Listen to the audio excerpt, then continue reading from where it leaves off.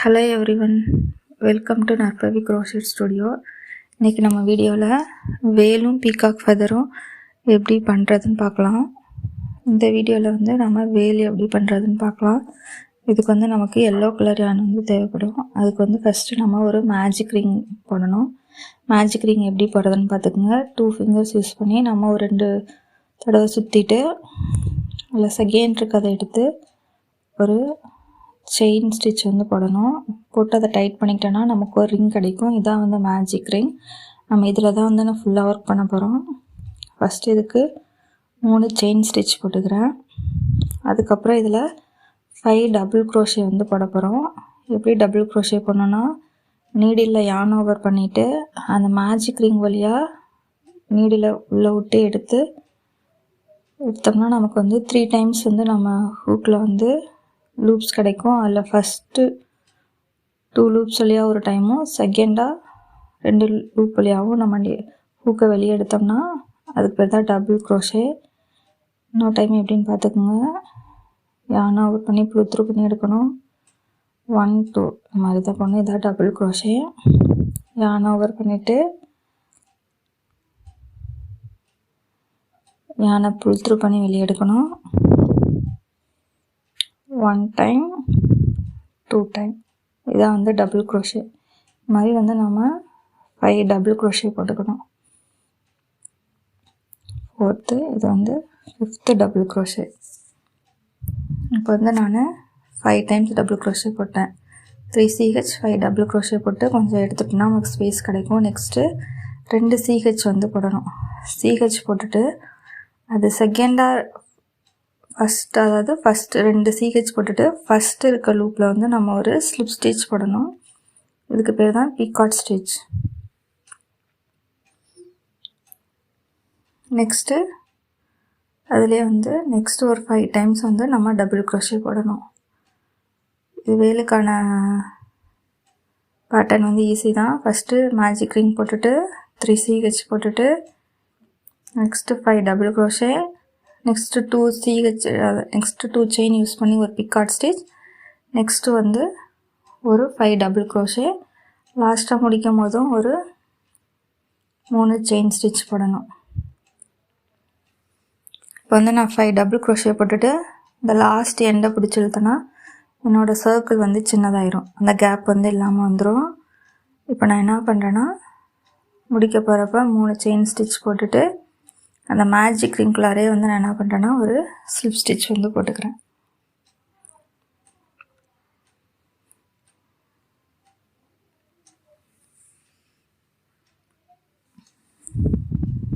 போட்டு அந்த யானை நல்லா பிடிச்சி இழுத்தோம் அப்படின்னா, அதாவது ஸ்டார்டிங் யானை பிடிச்சி நல்லா இழுத்தோம் அப்படின்னா நமக்கு ஸ்பேஸ் இல்லாமல் அந்த சர்க்கிள் க்ளோஸ் ஆயிரும்.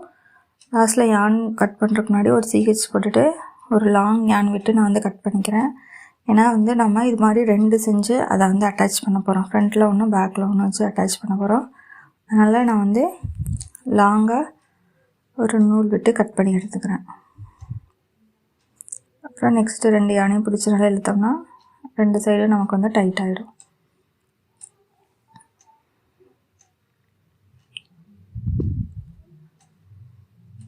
இது மாதிரி நம்ம 2 செஞ்சு அட்டாச் பண்ணணும். இதில் எது குட் சைட் பேக்ஸு, அதாவது கரெக்ட் சைடுன்னு கண்டுபிடிக்கிறது உங்களுக்கு தெரியலனா, மேஜிக் ரிங்கோட லாஸ்ட்டில் அந்த எண்டு இருக்குல்ல, அதான் பேட் சைடு, அதாவது ராங் சைடுன்னு சொல்லுவாங்க. ஃப்ரண்ட் சைடை கரெக்ட் சைடுன்னு சொல்லுவாங்க. அந்த கரெக்ட் சைடை தான் ஃப்ரண்ட் பக்கமாக இருக்கணும். அந்த ராங் சைடை நம்ம உள் பக்கமாக வச்சு நம்ம ஸ்டிச் பண்ணணும். அதுக்கு முன்னாடி நான் அந்த ஒயிட்டும் ரெட் கலர் யூஸ் பண்ணி திருநூறு குங்குமம் மாதிரி போட்டுக்கிறேன். அது ஒயிட் கலர் யானை எடுத்து நியூடில் யூஸ் பண்ணி நான் என்ன பண்ணிக்கிறேன்னா ஒரு 3 கோடு மாதிரி போட போகிறோம்.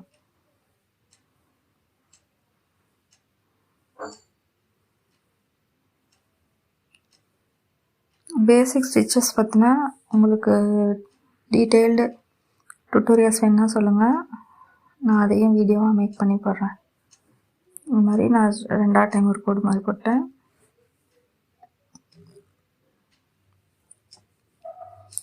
தேர்ட் டைமு கோடு மாதிரி போட்டுட்டு பேக் சைடில் நம்ம என்ன பண்ணோன்னா இது ஆகிராமல் இருக்க ஒரு நாட் மாதிரி போட்டுட்டு வந்து மீதி இருக்கலாம் கட் பண்ணி விட்டுக்கணும். இப்போ ஒரு நாட் மாதிரி போட்டுட்டு நம்ம ஸ்டிச் பண்ணுற அந்த லாங் யானை விட்டுட்டு மீதி எல்லாத்தையும் நான் அப்படியே லைட்டாக ட்ரிம் பண்ணி எடுத்துக்கிறேன். கொஞ்சம் மட்டும் விட்டுட்டு மீதியெல்லாம் நான் கட் பண்ணி எடுத்துக்கிறேன்.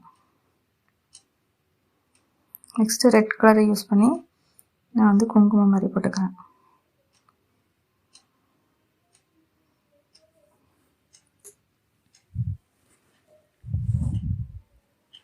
இதையும் பேக் சைடில் வந்து நம்ம என்ன பண்ணிக்கிறோன்னா டைட்டாக ஒரு நாட் போட்டு எடுத்துக்கிறோம். இப்போ 2 சைடும் வச்சு எக்ஸஸாக இருக்க எல்லா யானையும் உள் பக்கமாக அந்த நம்ம ஸ்லிப் ஸ்டிச் போட வச்சுருந்த யானை விட்டுட்டு மீதி எல்லாத்தையும் நம்ம உள்ளே வச்சு சேர்த்து 2ஐயும் அட்டாச் பண்ணிடணும். இது அட்டாச் பண்ணுறது ஈஸி தான். ஒரு CH போட்டுட்டு ஃபுல் 2ஐயும் சேர்த்து வச்சு நம்ம வந்து சுற்றிலும் ஸ்லிப் ஸ்டிச் வந்து போட போகிறோம். ஸ்லிப் ஸ்டிச்னால் என்னென்னா எந்த யான் ஓவருமே பண்ணாமல் ஹூக்கை இன்சர்ட் பண்ணி அதை யானை வெளியில் எடுத்து அந்த லூப் வழியாக வெளியே எடுக்கிறதா வந்து ஸ்லிப் ஸ்டிச். நம்ம அந்த எக்ஸஸாக இருக்க யானையை உள்ளே வச்சா போதும். எந்த உள்ளே வேறு எந்த ஸ்டஃபிங்ஸும் நம்ம வந்து வைக்க தேவையில்லை. இது வந்து சின்னதாக தான் வரும். இதே உங்களுக்கு பெரிய சைஸில் வேணும் அப்படின்னா நீங்கள் வந்து எல்லோ த்ரெட்டை வந்து 2 இதாக எடுத்துகிட்டு அட்டாச் பண்ணி போட்டிங்கன்னா கொஞ்சம் பெரிய ஹுக் சைஸ் வச்சு போட்டிங்கன்னா நமக்கு வந்து ஈஸியாக இருக்கும். கொஞ்சம் பெரிய சைஸில் வந்து நல்லா கிடைக்கும்.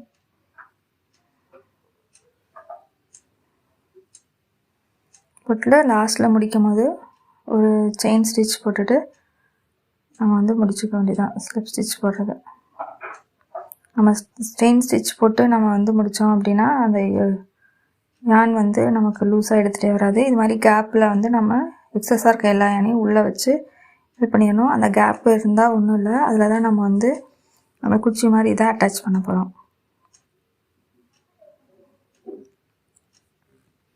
அது மாதிரி செய்யறதுக்கு நான் க்ளூ கம் எடுத்துகிட்டு ஒரு ஸ்டிக்கில் வந்து எல்லோ கலர் த்ரெட்டை வந்து ஃபுல்லாக சுற்றி எடுத்துக்கிறேன்.